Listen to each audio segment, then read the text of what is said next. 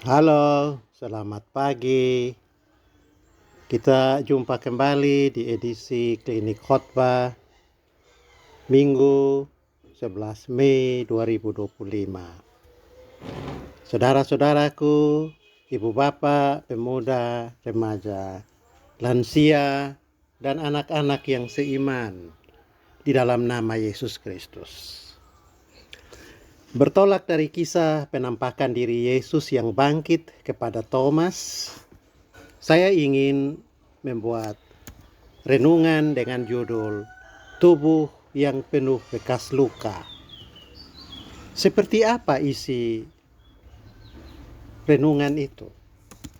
Kalau Bapak Ibu, pemuda, remaja, lansia, dan anak-anak menyimak sampai selesai, pasti akan mendapatkan intinya. Dan pertanyaan tadi tentulah terjawab. Nah, begini, ada 2 poin yang saya ingin tampilkan sebagai pokok renungan bertolak dari cerita penampakan diri Yesus kepada murid-murid setelah dia bangkit dari antara orang mati, seperti yang dicatat dalam Yohanes pasal 20 ayat 19 sampai ayat 29. Pertama, di momen pertama kan di situ ada 2 episode. Yesus berjumpa dengan 10 murid tanpa Thomas. Waktu itu mereka berkumpul di satu ruangan yang katanya pintu, jendela, dan sebuah lubang angin ditutup karena mereka takut terhadap orang Yahudi di Yerusalem. Di episode yang kedua, Yesus datang sekali lagi di tempat yang sama, tapi sekarang kepada 11 murid karena sudah ada Thomas. Nah, poin yang mau saya sampaikan tentu saja ada hubungan dengan Yesus dan Thomas. Dan hal yang menjadi titik perhatian adalah bekas luka yang ada pada tubuh Yesus setelah bangkit dari antara orang mati. Oke, kita mulai. Yang pertama, Yesus yang bangkit bisa hadir secara tiba-tiba dan tentu saja menghilang juga secara tiba-tiba. Tapi jelas Yesus itu bukan hantu atau kuntilanak, karena ada beda. Hantu tidak mempunyai tubuh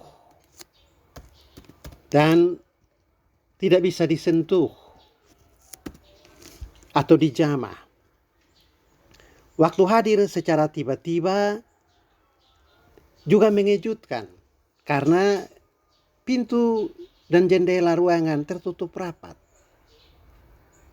Dan pada waktu hadir dengan tiba-tiba itu Yesus mempersilahkan murid-murid melihat, pasti juga meraba bekas luka di tangan dan lambungnya. Jadi yang hadir itu bukan hantu yang menyerupai Yesus. Karena hantu tidak mempunyai tubuh. Juga tubuhnya itu hanyalah bayangan atau seperti uap. Tidak bisa disentuh. Di kitab lain dalam Perjanjian Baru, untuk membuktikan bahwa Yesus yang hadir itu bukan hantu atau kuntilanak, Yesus meminta ikan goreng dan memakan ikan itu di hadapan murid-murid. Itu kita baca di Lukas pasal 24 ayat 42.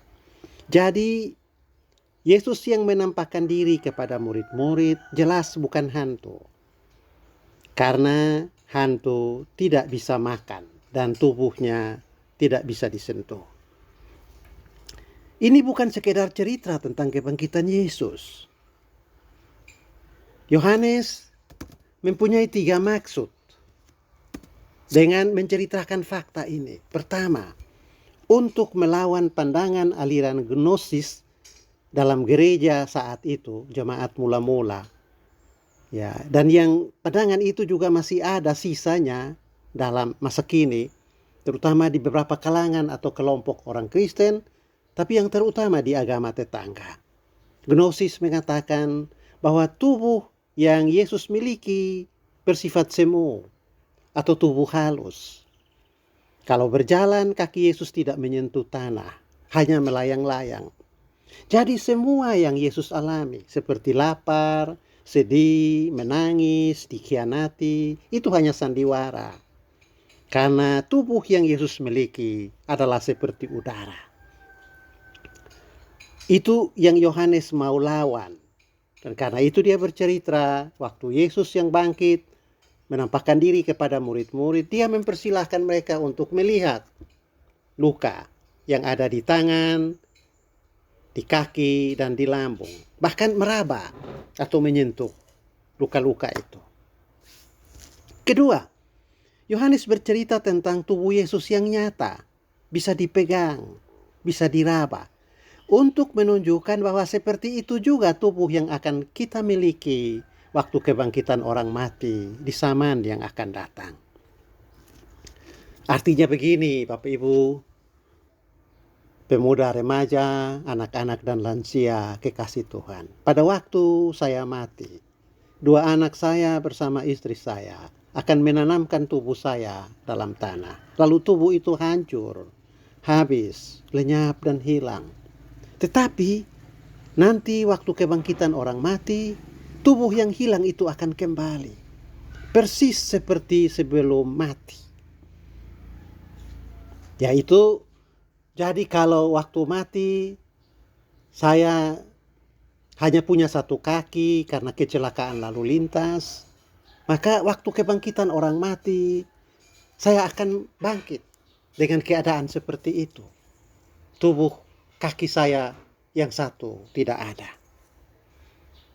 Dengan demikian, ada kontinuitas antara tubuh yang sekarang yang saya miliki dengan tubuh yang nanti yang akan dibangkitkan pada saat Yesus datang kembali untuk menghakimi orang yang hidup dan yang mati.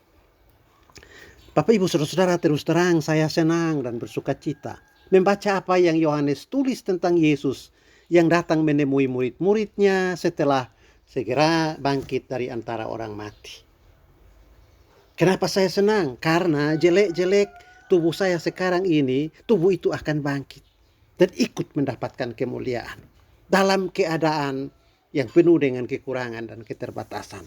Saya tambah senang lagi karena tubuh itu bukan sekedar dibangkitkan, tapi tubuh itu akan dikasih kemuliaan.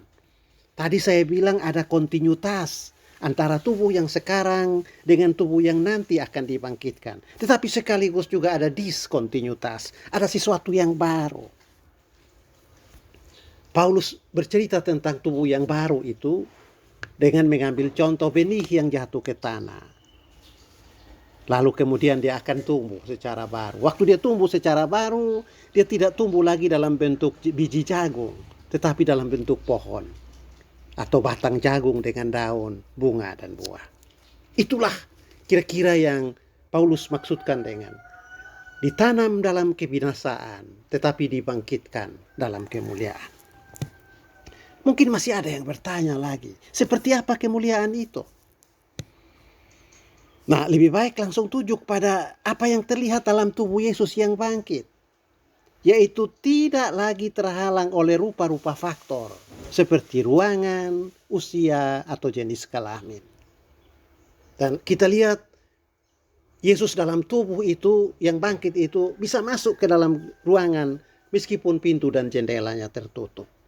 Itu tubuh itu tidak lagi terikat pada hukum tata ruang, hukum gravitasi, ya, atau hukum perkembangan usia. Kalau sekarang tubuh saya bisa terserang sakit, seperti penyempitan pembuluh darah atau kanker prostat. Dan itu membuat saya sedih dan menangis. Tetapi nanti waktu saya bangkit, saya akan memandang virus-virus yang merusak tubuh saya itu dengan sikap meremehkan. Saya akan mentertawakan mereka, mengikuti Paulus yang berkata dalam 1 Korintus 15 ayat 55. Hai maut, di manakah kemenanganmu? Hai maut, di manakah sengatmu? Artinya, gangguan penyakit, virus yang menyerang tubuh saya tidak akan lagi berdaulat atau berkuasa. Saya akan meremehkan dan mentertawakan mereka. Pokoknya saya senang membaca Yohanes 20 ayat 19 sampai ayat 29. Yaitu tentang Yesus yang datang dalam tubuh nyata menemui murid-murid. Karena saya melihat dalam Yesus tubuh saya ketika dibangkitkan. Karena memang Yesus bangkit sebagai yang sulung dari orang-orang yang telah meninggal. Begitu kata Paulus dalam 1 Korintus 15 ayat 20. Pokok ketiga dari cerita Yohanes tentang Yesus yang bangkit dalam tubuh yang nyata. Toh membuat saya juga merasa sedih. Memikirkan praktek-praktek banyak orang Kristen. Kita baca dalam kitab-kitab Injil untuk membuktikan bahwa dirinya bukan hantu. Yesus meminta ikan goreng untuk dimakan di depan murid-murid. Itu artinya hantu tidak bisa makan. Nah, yang membuat saya sedih karena orang Kristen di NTT banyak yang memberi makan untuk hantu-hantu. Begitu. Padahal Yesus menunjukkan kepada kita bahwa hantu tidak bisa makan. Banyak orang Kristen yang memberi makanan untuk hantu. Mereka buang rokok di tempat kecelakaan kalau kebetulan lewat. Katanya supaya jangan mengganggu perjalanan. Mereka membawa sirip pinang atau sup kacang merah ke makam untuk memberi sesajen. Pokoknya hantu di timur itu gemuk-gemuk dan gendut. Sementara anak-anak yang harusnya mendapat makanan bergizi justru menderita stunting. Dan banyak uang habis untuk metsel kubur. Sehingga anak-anak putus sekolah. Nah, itu yang bikin saya sedih. Ini semua adalah praktik budaya, tetapi keliru. Budaya memang memiliki poin-poin positif, tetapi juga budaya telah ternoda atau dirusak oleh dosa. Jadi menurut saya, kalau Yohanes hidup di NTT, pasti dia menulis cerita Yesus yang bangkit dengan tubuh yang nyata, tubuh yang dibuktikan dengan bisa makan dan minum untuk mengkritik orang Kristen NTT yang lebih memanjakan arwah dengan makanan-makanan yang bergizi ketimbang merawat anak dengan gizi dan dengan pendidikan yang baik. Nah, sampai di sini tentu saja saya mesti bilang bahwa metsel kubur bukan kejahatan. Tetapi yang saya mau katakan adalah metsel kubur bukan keharusan. Kalau memang ada uang lebih setelah kebutuhan gizi dan pendidikan anak-anak terpenuhi, silahkan metsel. Tetapi jangan membiarkan anak-anak diabaikan gizinya dan pendidikannya gara-gara harus metsel.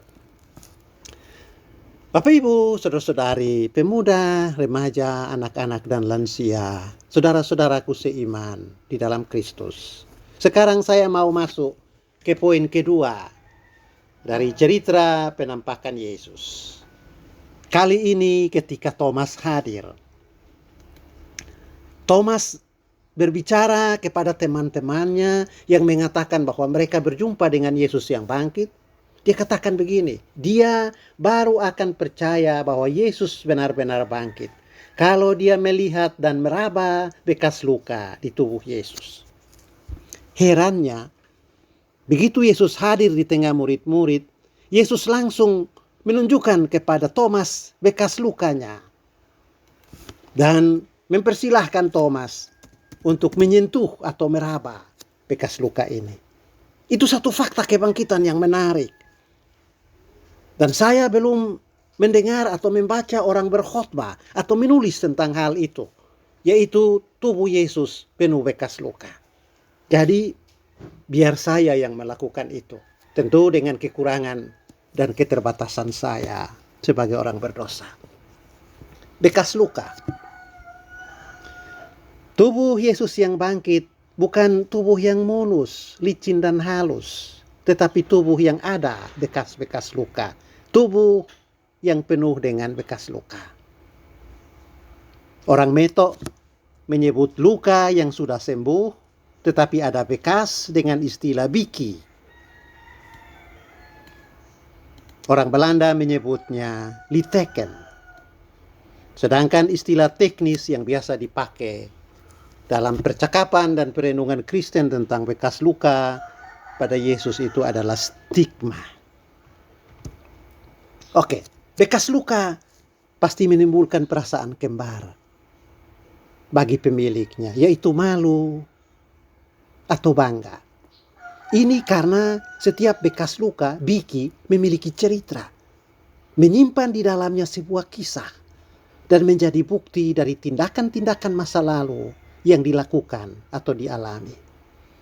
Biki atau bekas luka mendatangkan rasa malu karena dua alasan. Pertama, jika terdapat pada tempat yang mudah dilihat oleh banyak orang. Kedua, bekas luka itu membangkitkan ingatan atau cerita tentang kecerobohan, kebodohan, atau kejahatan. Yaitu melakukan satu atau dua perbuatan tak terpuji. Dalam kasus seperti ini, pemilik bekas luka akan berusaha habis-habisan untuk menyembunyikan bekas luka itu. Dan kalau bisa menghilangkannya, ia akan dengan sukacita dan segera melakukannya. Bekas luka, biki, liteken, atau stigma dianggap membuat malu, merusak citra diri pemiliknya. Pada sisi lain, ada bekas luka yang bersaksi tentang tindakan heroik, perbuatan gagah perkasa yang dilakukan seseorang untuk satu bangsa atau untuk keselamatan sesama.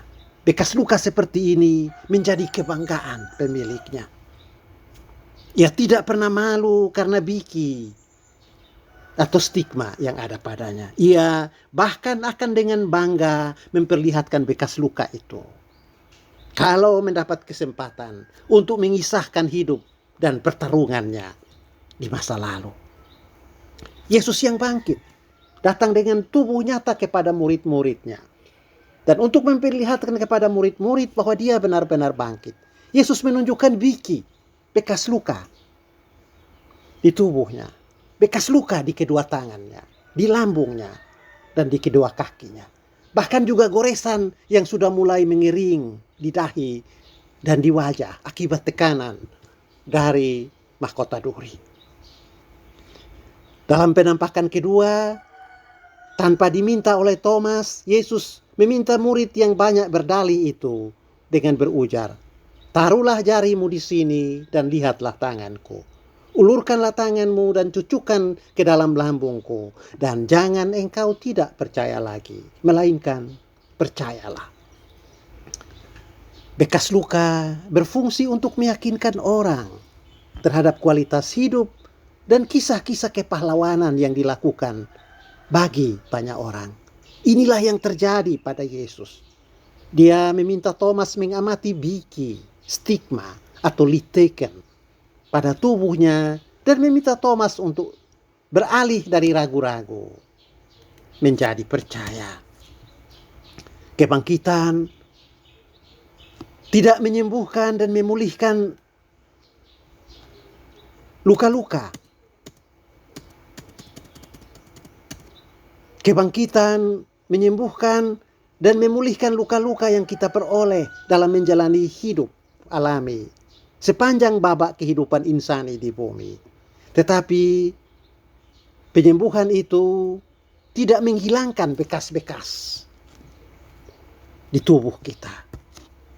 Bekas-bekas itu tetap ada untuk kelak menjadi kesaksian kepada banyak orang tentang jalan yang dilalui dan hikayat perbuatan-perbuatan yang dilakukan. Ini yang kita pelajari dari tubuh kebangkitan Yesus. Dan kelak akan berlaku atas kita, yakni pada saat kebangkitan orang mati. Luka yang melekat pada tubuh saya akan sembuh total pada waktu kebangkitan. Dan bekas dari luka itu akan menjadi titik berangkat untuk saya mulai bercerita kepada Tuhan yang memeriksa hidup saya. Mengapa bekas luka itu ada di situ? Kejadian apa yang membuat luka melekat pada tubuh saya? Kalau bekas luka itu berisi cerita pertarungan untuk sebuah kebaikan, pastilah tersedia mahkota dari Tuhan sebagai imbalan dan sebuah tiket untuk ambil bagian dalam pesta yang diberikan kepada saya. Bapak Ibu kekasih-kekasih Tuhan, ada tradisi dalam gereja bahwa setelah melihat bekas luka Yesus, Thomas pergi ke India Selatan dan menjadi pewarta Injil di sana. Dalam cerita itu Thomas mengalami banyak siksaan dan penderitaan karena memberitakan Kristus yang bangkit. Tubuhnya dicerca, dicambuk, dan akhirnya Thomas dibakar hidup-hidup dan meninggal dunia. Dan karena itu di tubuh Thomas ada banyak luka. Tetapi nanti kalau tiba waktu kebangkitan orang mati, luka-luka dalam tubuh Thomas itu sembuh. Tetapi ada bekasnya. Dan Thomas ketika diminta bercerita tentang jalan matinya, bekas-bekas luka di tubuh Thomas itu akan menjadi tanda kebanggaan. Dan di situ dia menerima tiket untuk ambil bagian dalam kemuliaan surgawi. Bapak Ibu, saudara-saudara, pemuda, remaja, lansia, dan anak-anak yang kekasih. Apakah kita semua ingin menerima kebahagiaan surgawi? Pasti jawaban yang saya terima, ya. Dan untuk itu, belajar dari apa yang ditulis Yohanes tentang perjumpaan Yesus dan Thomas. Jangan ragu untuk melakukan pekerjaan-pekerjaan kebaikan. Meskipun banyak luka fisik maupun psikis yang harus Bapak Ibu tanggung. Karena nanti bekas luka itu akan menjadi bukti untuk mendapatkan kemuliaan surgawi. Nah, sebelum Injil diwartakan di Timor, Rote, Sabu, Alor, dan Sumba, orang-orang tua kita yang masih hidup dalam agama suku yang dicap kekafiran melukai tubuh mereka dengan membuat tato. Remaja-remaja pasti tidak tahu, ya pemuda, apa fungsi tato dalam masa pra-Kristen. Beda dengan fungsi tato sekarang, hanya sebagai sekedar ornamen perhiasan bagi tubuh. Tapi pada masa pra-Kristen, salah satu fungsi tato adalah menjadi alat penukar yang dipakai oleh arwah si mati untuk mendapatkan makanan selama dalam perjalanan menuju dunia orang mati atau dunia leluhur yang memakan waktu lama, penuh dengan kesulitan dan berbagai-bagai tantangan. Jadi tato dalam masyarakat tradisional berfungsi sebagai jaminan yang memberi kepastian bahwa si mati akan berjalan sampai ke tujuan dunia leluhur karena dia memiliki alat tukar untuk mendapatkan makanan kehidupan. Nah, ketika kekristenan datang ke Timor, tato ini ditransformasikan dalam ritus baptisan. Pada waktu itu, gereja menempatkan dalam tubuh kita, dalam diri kita, tato Tritunggal untuk menjamin kita dalam perjalanan bertemu dengan Allah pada waktu kita mati. Izinkan saya menutup renungan ini dengan sebuah cerita.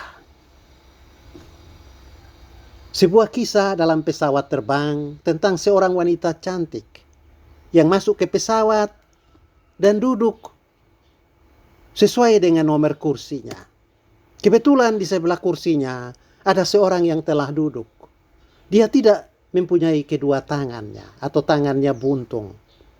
Melihat sang buntung itu, wanita cantik tadi meminta kepada pramugari agar memindahkan dia ke tempat yang lain. karena dia tidak nyaman duduk di samping penumpang yang tanpa lengan untuk penerbangan yang lama. Setelah dilihat, ternyata kelas ekonomi tidak ada lagi kursi kosong. Namun masih ada satu upaya, yaitu memindahkan penumpang ke kelas yang lebih tinggi. Pramugari pun berunding dengan awak pesawat yang lain. Dan akhirnya mereka sepakat untuk memindahkan penumpang ke kelas 1. Lalu pramugari menyampaikan kepada wanita itu bahwa masih ada satu kursi yang kosong di kelas utama atau di kelas bisnis. Mendengar informasi tersebut, sang wanita cantik itu menjadi gembira karena dia berpikir dia akan dipindahkan ke kelas bisnis itu. Namun pramugari tersebut beralih ke orang yang tidak memiliki kedua lengan dan berkata, "Tuan, bisakah Anda pindah ke kelas 1, kelas bisnis? Kami tidak mau Anda mengalami musibah dengan duduk di samping orang yang kurang sopan seperti perempuan yang satu ini." Para penumpang yang menyaksikan adegan itu bertepuk tangan dan menyambut baik keputusan itu. Wanita cantik itu merasa sangat malu. Lalu penumpang tanpa lengan itu berdiri dan berkata, "Kedua tangan saya hilang akibat ledakan bom waktu saya bertugas tempur sebagai prajurit di salah satu medan operasi yang berbahaya untuk menyelamatkan penduduk dari agresi militer."